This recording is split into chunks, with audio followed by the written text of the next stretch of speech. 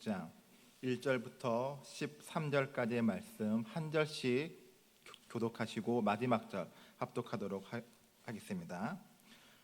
예수님께서 이 말씀을 다 마치시고 제자들에게 이르시되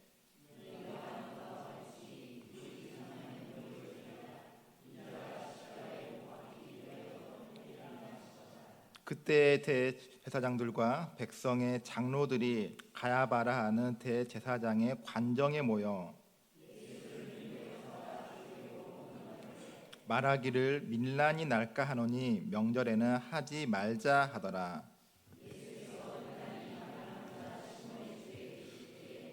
한 여자가 매우 귀한 향유 한 옥합을 가지고 나와서 식사하시는 예수의 머리에 부으니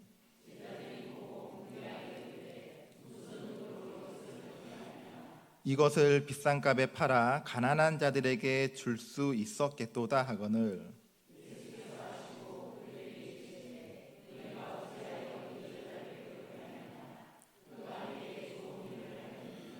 가난한 자들은 항상 너희와 함께 있거니와 나는 항상 함께 있지 아니하리라.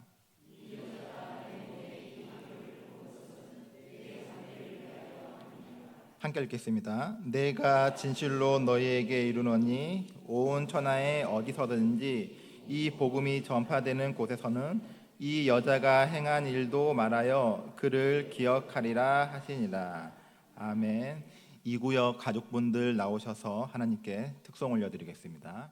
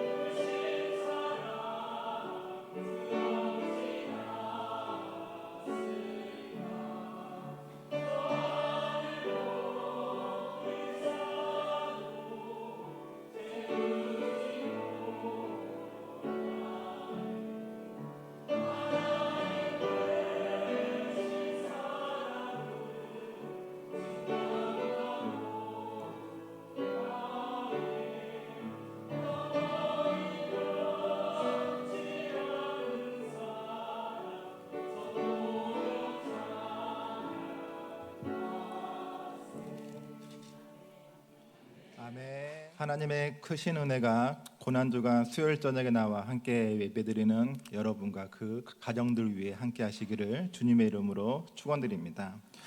네, 오늘 함께 나눌 말씀의 그 제목은 이틀이 지나면 6월절이라입니다. 오늘이 고난주간 수요일인데요. 그 성경에는 오늘 수요일에 대한 행적이나 기록은 아무것도 이렇게 남아 있지가 않습니다. 담임 목사님께서 매일 아침마다 이렇게 말씀 묵상과 더불어서 그 고난 주간에 있었던 매일매일의 그 이제 행적들의 메시지를 이렇게 보내주고 있는데, 어제 같은 경우에는 예수님께서 예루살렘 그 성전에 들어가서 바리새인들을 비롯해서 많은 종교 지도자들과 말씀을 나누시고 그러한 논쟁을 이렇게 하셨고, 오늘은 아무것도 하지 않고 침묵의 수요일이라고도 이렇게 일컬었습니다. 그런 다음에 오늘 그 1절 말씀을 보니까 예수님께서 그러한 모든 말씀들을 제자들을 비롯해서 종교 지도자들에게 하나님 나라와 부활과 논쟁과 재림과 여러 가지 등등의 그 수많은 말씀을 다 하고 나서 예수님께서 이 말씀을 다 이렇게 다 마치시고 제자들에게 이릅니다. 이렇게 말씀이 시작되고 있습니다. 예수님께서 이 땅에 오셔서 정말로 그 수많은 사역들을 하셨죠.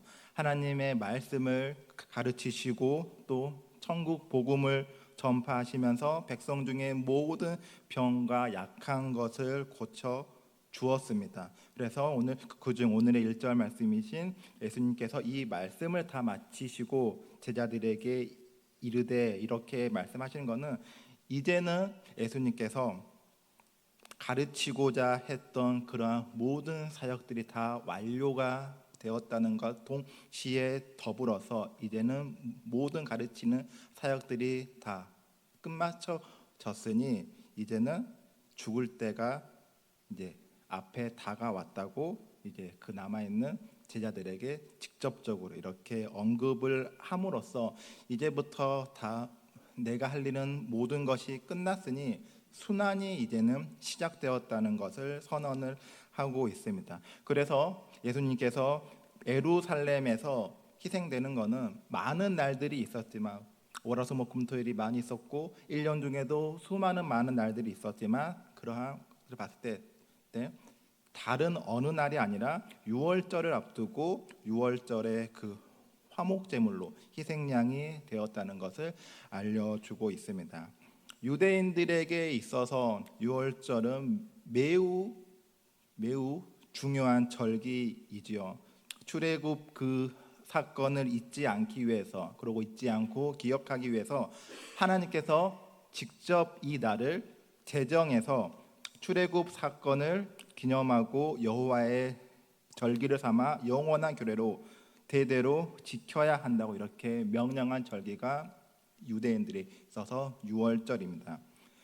그렇기 때문에 유대인들이 전국에 전 세계에 흩어져 있을지라도 이 날을 기념하기 위해서 매년 6월절이 되면은 예루살렘에 모여들고 있는 건데요.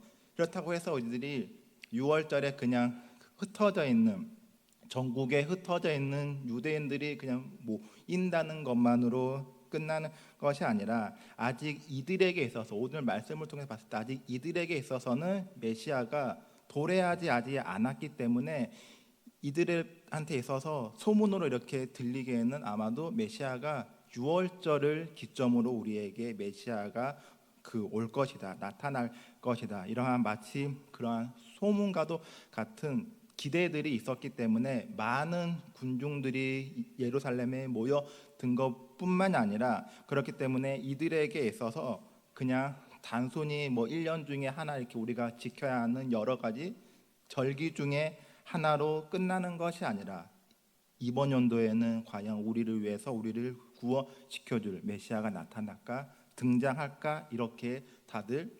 숨죽이면서 기대와 흥분으로 6월절을 보내고 있다는 것입니다. 이러한 상황 속에서 종교 지도자들은 예수님을 흉계로 잡아 죽이려고 논의를 하고 있다고 이렇게 성경에 기록되어 있는데요. 우리가 방금 읽었던 개역 개정에서는 흉계라고 이렇게 번역이 되어 있고 새 번역에는 속임수라고 이렇게 번역이 되어 있습니다. 또한 우리가 영어 성경을 이렇게 보면은 그 같은 그 단어를 스텔스라고 이렇게 번역이 되어 있는데 우리가 스텔스 그 비행기 이렇게 많이 들어보셨죠? 그런 것처럼 은밀하게 혹은 음흉한 방법으로 이렇게 그러한 방법으로 예수님을 잡기 위해서 종교 지도자들이 이렇게 논의를 하고 있었고, 그리고 또 이 뜻이 히브리어로 봤을 때는 미르마라고 하는데 이 뜻은 속임, 기만, 배반이라는 의미를 가지고 있고요. 헬라어로는 돌로라고 하는데 그 이 의미의 뜻은 우리가 낚시를 할 때 미끼를 끼운 다음에 낚시를 하잖아요. 이런 것처럼 낚시를 위한 미끼가 기본적인 단어가 되는 그러한 헬라어의 어원이 있습니다. 그래서 즉 이들은 함께 모여서 예수님을 이렇게 유월절날 잡아서 죽이기 위해서 세상의 모든 악한 방법과 속임수를 가지고 와서 기만과 배반 속에서 은밀하고 음흉한 방법으로 예수님을 잡기 위해서 이렇게 가고 있다는 것입니다. 정정당당하게 예수님에 있어서 뭔가를 잘못한 것을 정말로 그 정의롭게 뭐 해서 예수님을 잡으려고 하는 것이 아니라 것이 아니라 모든 악한 방법을 동원해서 예수님을 잡기 위해서 이렇게 가고 있다는 것이죠. 누가 이런 계획을 하고 있는 것이죠? 유월절 명절을 앞두고 그 명절에 있어서 출애굽 사건을 잊지 않고 기념하기 위해서 이러한 그 유월절 명절에 대한 진정한 의미를 동족들에게 잘 알려주고 전달을 해줘야 하는 종교 지도자들이 오히려 그 권력에 취해서 그 권력에 대적하고자 하는 그 예수님을 죽이려고 지금 모여 있는 것입니다.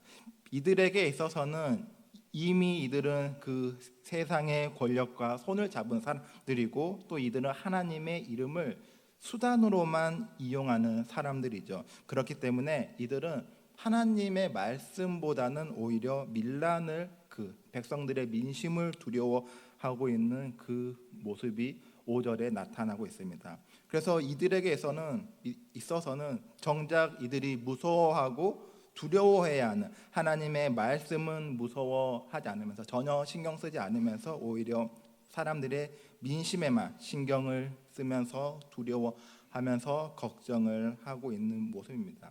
우리가 하나님의 말씀보다 사람들의 말, 민심의 말을 더 잘 듣고 따르게 되면 우리가 어떻게 된다는 것을 너무나 잘 알고 있습니다. 구약에 보면은 이스라엘의 초대 왕이었던 사울 왕을 잘 알고 있죠. 이 사울은 이스라엘의 초대 왕으로 세움을 받았지만 하나님으로부터 버림받게 된 계기가 있는데 그것이 바로 아까 나온 것처럼 하나님의 말씀보다 백성들의 이야기, 민심을 더 중요하게 생각을 했기 때문에 결국은 하나님으로부터 버림받게 되었는데요. 사무엘상 15장 2절과 3절 말씀을 함께 우리 읽도록 하겠습니다. 시작. 만군의 여호와께서 이같이 말씀하시기를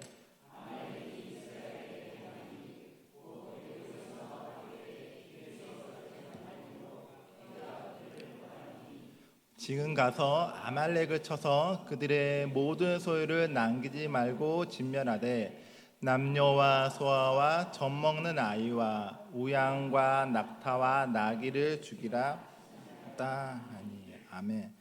하나님께서는 분명하게 저렇게 말씀했습니다. 사무엘을 통해서 그 사울이 아말렉과의 그 전쟁에 나가는데 이 아말렉 족속들이 우리가 히브리 민족들이 출애굽할 당시에 이들이 방해를 했기 때문에 그 아말렉의 모든 것들을 하나도 남김없이 오죽했으면은 어린아이까지 다 그 어느 것도 남김없이 다 없애라고 절멸시키라고 명령을 했지만 함께 그 전투에 나갔던, 그때 당시에는 군인들만 전투로 나가는 게 아니라 백성들이, 우리가 그 민병대라고 하죠. 그런 것처럼 백성들을 다 이렇게 소집해서 전투에 나갔기 때문에 함께 나갔던 자신의 백성들, 군인들, 그 백성들이 우리가 그 아말렉과 전투 중에서 승리를 하지만 우리가 이것을 다 없애는 게 아니라 전리품 중에 가장 좋은 것들과 기름진 것들을 우리가 이거를 따로 우리가 골라내서 이걸로 하나님께 예배를 드리자, 하나님께 제물로 바치자, 이렇게 이야기를 했고, 결국 사무엘이 했던 하나님의 말씀보다는 그 부하들의 이야기, 그 백성들의 말씀을 따르게 되는데, 백성들의 말을 따를 수밖에 없었던 이유가 또 이렇게 24절에 나오는데요. 사무엘상 24절 읽어보겠습니다. 시작. 만군의 여호와께서 이같이 말씀하시기를, 사울이 사무엘에게 이르되 내가 범죄하였나이다. 내가 여호와의 명령과 당신의 말씀을 어긴 것은 내가 백성을 두려워하여 그들의 말을 청종하였습니다. 아멘. 사울이 하나님의 말씀보다 백성의 말을 따른 거는 그 백성들이 하는 이야기가 두려웠기 때문에 백성들의 그 말을 듣지 않을 수가 없었다고 이렇게 이야기를 합니다. 그렇기 때문에 그 결과 사울은 하나님으로부터 버림받게 되었고, 하나님의 말씀보다 백성의 민심을 더 신경 쓴 나머지 백성들의 민심을 더 얻었는지는 모르겠지만 결론적으로는 하나님으로부터 버림받게 되었고, 결국은 사울의 왕조는 그냥 그대로 끝이 나게 됩니다. 그래서 이렇게 지금 예수님을 없애기 위해서, 예수님을 죽이기 위해서 온갖 속임수와 악한 방법을 동원하는 이들의 모습, 이 종교 지도자들의 이 모습을 보고 있으면 아마도 마침 이들은 오직 그 유대 민족들을 위한 일인 것처럼 예수님을 잡으려고 이렇게 이야기를 하고 있지만, 실상은 이들에게 있어서는 유대 민족들의 지도자로 세워져 있지만, 그럼에도 불구하고 이들에게는 민족에게는 관심도 없을 뿐더러 오히려 자기 자신들의 권력과 그 탐욕에만 관심이 있었기 때문에 하나님의 말씀은 전혀 두려워하지 않고 오직 밀란을 두려워하고 있는 위선자들의 모습을 우리가 볼 수가 있습니다. 이러한 위선자들은 겉으로는 거룩하고 하지만 겉으로는 거룩하고 있지만 속으로는 살인을 지금 계획하고 있는 것이죠. 또한 이것뿐만이 아니라 위선은 자기 자신뿐만이 아니라 다른 사람까지 천국에 들어가는 것을 방해한다고 이렇게 예수님께서 말씀을 하시면서, 그래서 화요일 날 예수님께서는 그 많은 종교 지도자들에게 화 있을진저, 너희에게 화가 있을 것이다, 너희에게 고난과 고통이 있을 것이다, 이러한 표현을 7번이나 사용하면서 이들이 가지고 있는 죄악을 강하게 경고를 했습니다. 하지만 그럼에도 불구하고 예수님 주변에는 예수님을 죽이려고 한 그러한 사람들만 있었을까요? 그렇지 않았겠죠. 6절부터 13절까지의 말씀을 보면 이제 전혀 반대되는 그러한 사람들의 이야기가 등장을 합니다. 예수님을 죽이려고 하는 적과 배신자들로만 둘러싸여져 있는 것이 아니라 마지막 유월절, 예수님께서 마지막 유월절을 준비하면서 아무 걱정 없이 평안하게 머물 수 있고, 또 예수님을 살리고 돕고자 하는 지혜로운 그 사람들이 있었다는 그 이야기가 6절부터 13절까지 등장을 하는데요. 6절까지 13절까지의 말씀을 보면은 거기에 나오는 등장인물들은 예수님을 돕는 사람들이고 또 예수님을 살리는 사람들의 이야기로 기록되어져 있습니다. 요한복음에서는 이렇게 오늘 그 말씀에 나온 것처럼 예수님께 향유를 부은 이 여인의 이름을 마리아라고 이렇게 기록은 되어 있지만, 마태복음 이 복음에서는 그 이름을 나타나지 않고 이름을 알 수 없는 그냥 단순히 한 명의 여인이라고 이렇게 소개를 하고 있는데요. 그래서 그 이름을 알 수 없는 이 여인이 예수님의 식사하고 있는 예수님의 머리에 향유를 붓죠. 그리고 이 여인이 향유를 부는데 그 여인 본인조차도 왜 내가 지금 예수님의 머리에 몸에 향유를 붓고 있는지 그 의미도 알지 못하고 있는 상황 가운데 왜 내가 이러한 거를 하고 있는 거지? 이러한 그 진짜 의미는 알 수는 없지만 의미를 알지는 못하고 있지만 그러한 행동을 하고 있는 그 모습을 예수님께서 그 모습을 보면서 좋은 일을 하였다고 대신 감싸주면서 이야기를 하고 내 장래를 위한 일이었다고 이야기를 말씀을 하시면서 그 여인의 행동에 대해서 축복을 해주고 있습니다. 이 여인이 예수님의 머리에 향유 옥합을 부었는데 이유를 알고 부었을까요? 이 여인이 이제 이틀이 지나면은 6월절이고 6월절에 예수님께서 잡히시고 고난받고 죽을 것이란 것을 알고 부었을까요? 그렇지 않았겠죠. 성경에는 아무런 말씀도 기록되어 있지는 않지만 그렇기 때문에 이 여인이 예수님께 향유를 부은 것이 무엇을 뜻하는지는 이 여인은 모르고는 있었지만 오직 예수님을 사랑하는 마음만큼은 그 안에 그 여인의 마음 가운데 있었기 때문에 한 행동이라고 볼 수가 있는 것입니다.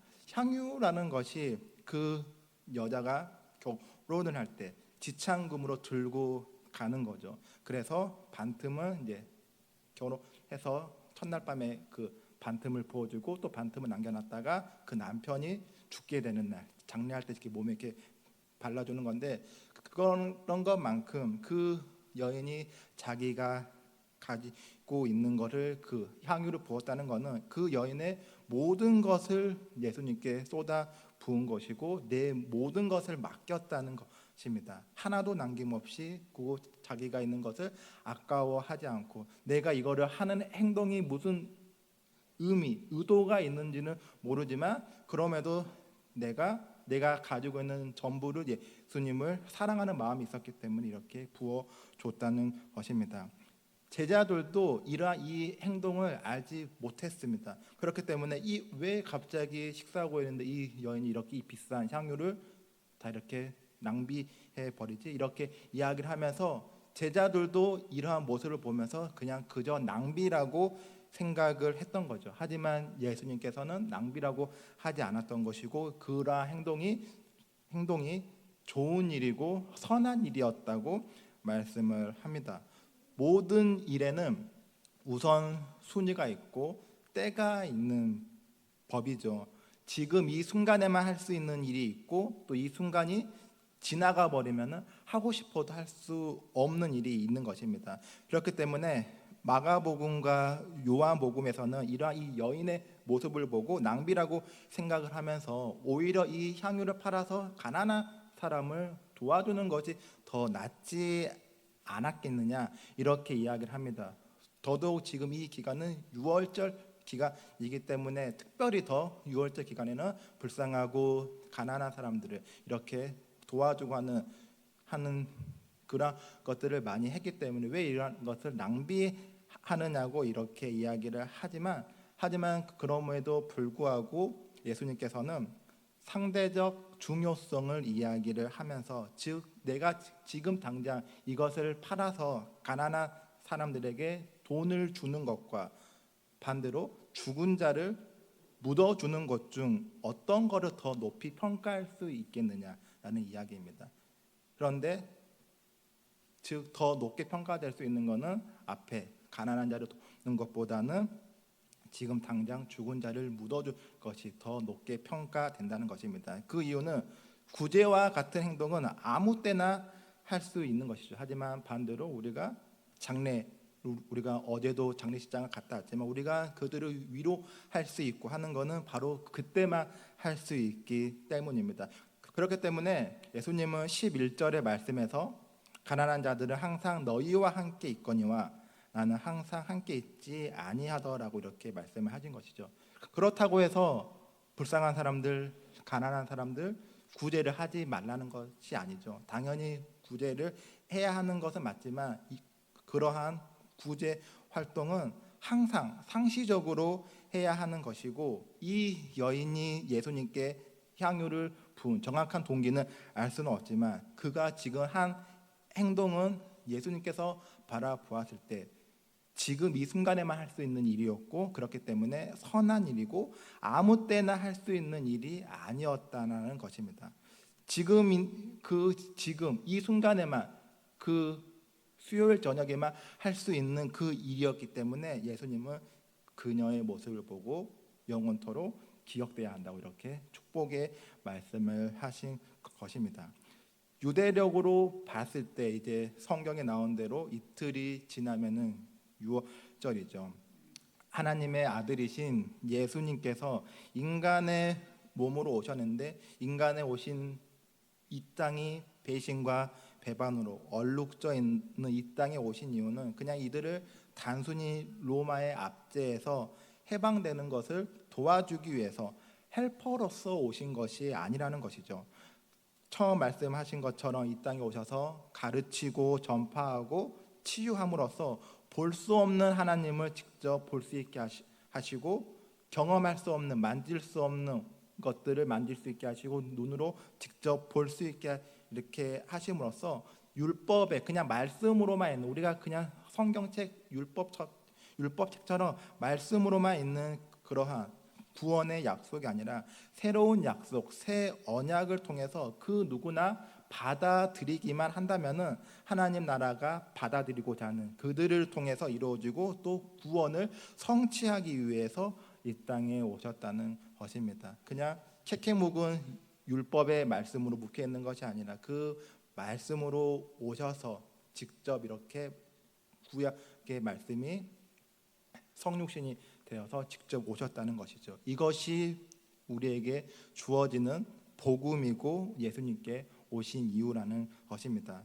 우리가 예수님을 믿는다고 이렇게 고백을 하죠. 예수님을 믿는다는 것은 예수님께 그 향유를 부은 그 여인처럼 자신의 행동을 무엇을 의미하는지는 알 수는 없지만 오직 예수님을 사랑하는 마음으로 자신의 모든 것을 예수님께 쏟아낸 이 여인의 마음처럼 예수님을 사랑한다는 것입니다. 그렇기 때문에 이거를 다시 말하면 너 예수님 믿어? 이 말을 다시 바꾸면 너 예수님 사랑해? 이 말과 똑같다는 의미라는 것이죠. 우리가 입술로는 얼마든지 예수님을 믿는다고 이야기할 수 있고 사랑한다고 고백할 수 있지만, 하지만 우리가 입술로는 이야기할 수는 있지만 우리 자기 자신을 포장하면서 마치 위선자처럼, 종교 지도자들처럼 포장해서 하나님 앞에 설 수는 있겠지만 행동으로는 그렇지 못한다는 것입니다. 종교 지도자들도 얼마든지 입술로는 이야기를 하지만, 겉으로는 이렇게 고백을 하지만 안으로는 살인을 지금 계획하고 있는 것처럼 말이죠.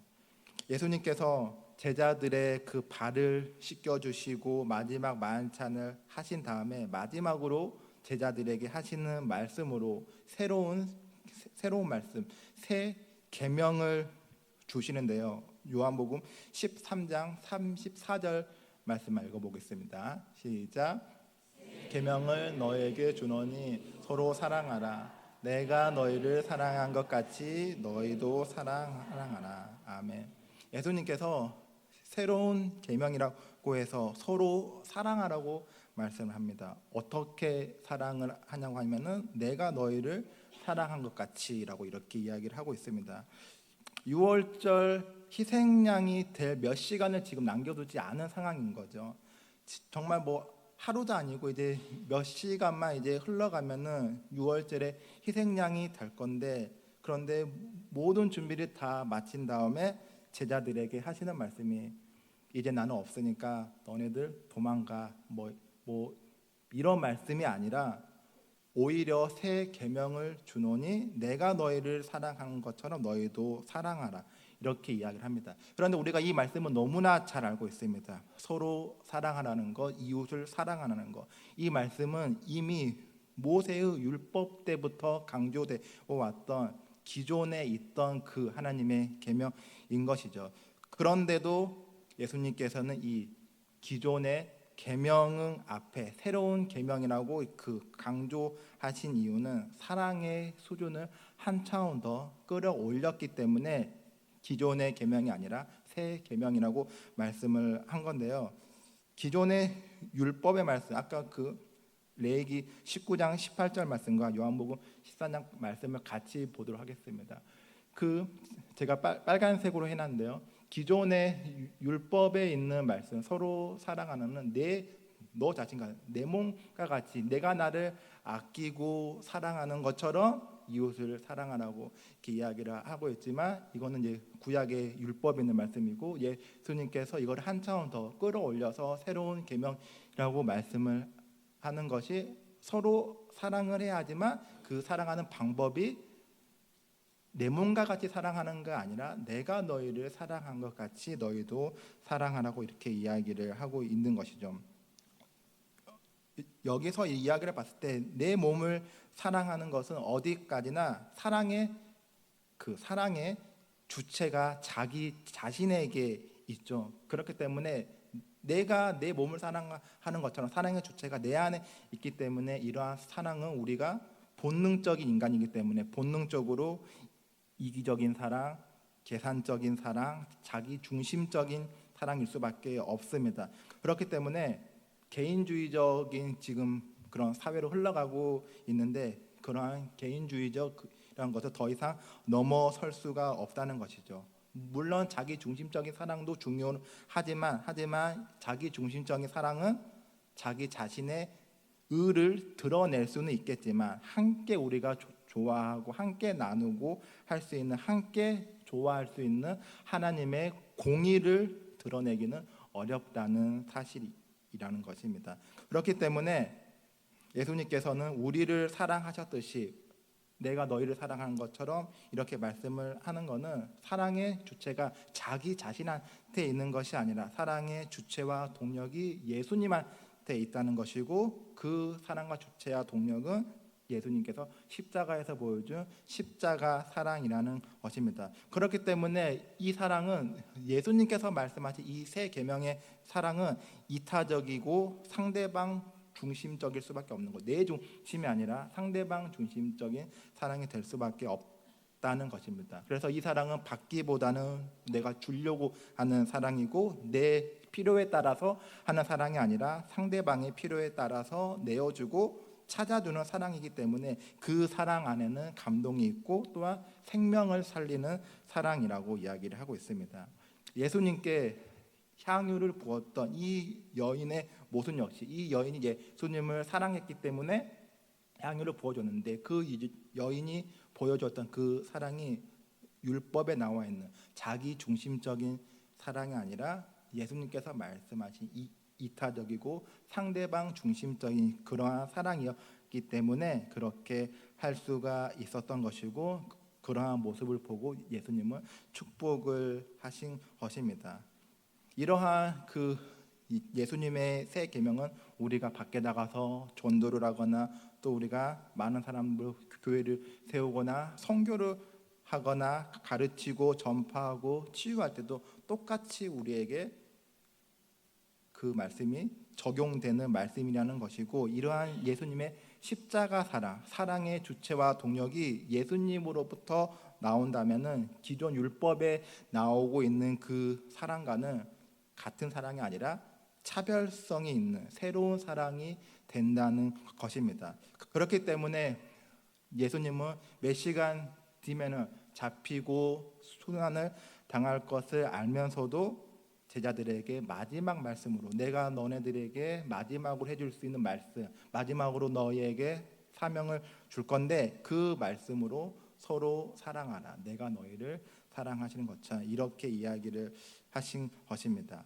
만약에 예수님께서 이 말씀을 하지 않고 기존의 율법에 있는 말씀처럼 자기 중심적인 사랑이었다면 예수님이 잡히신 다음에 이들이 함께 모일 수 있었을까요? 죽으신 다음에 그럴 수 없었겠죠. 그럴 수가 없었던 것이고, 그 예수님께서 말씀하신 그 새 계명을 받아들였기 때문에 이들이 어느 한 다락방에서 모여서 예수님께서 말씀하신 성령을 기다릴 수가 있었던 것입니다. 네, 오늘 말씀을 정리하도록 하겠습니다. 이틀이 지나면은 유월절이고 예수님은 유월절의 희생양으로 화목 제물이 되어서 십자가에서 죽임당하신 이틀이 되면 성스러운 금요일입니다.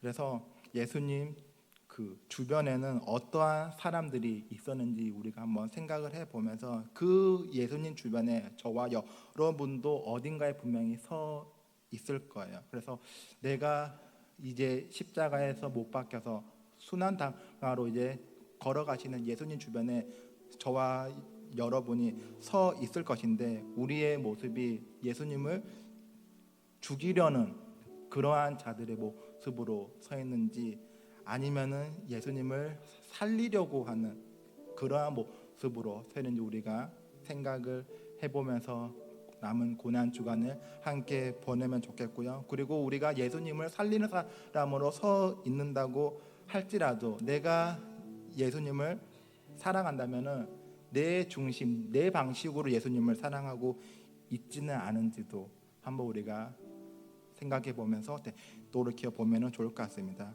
예수님께서는 내 몸을 사랑하는 것처럼 나를 사랑하는 것이 아니라 예수님께서 여러분 사랑한 것처럼 우리 상대방, 이웃들, 가족들을 사랑하라고 말씀을 하고 있습니다.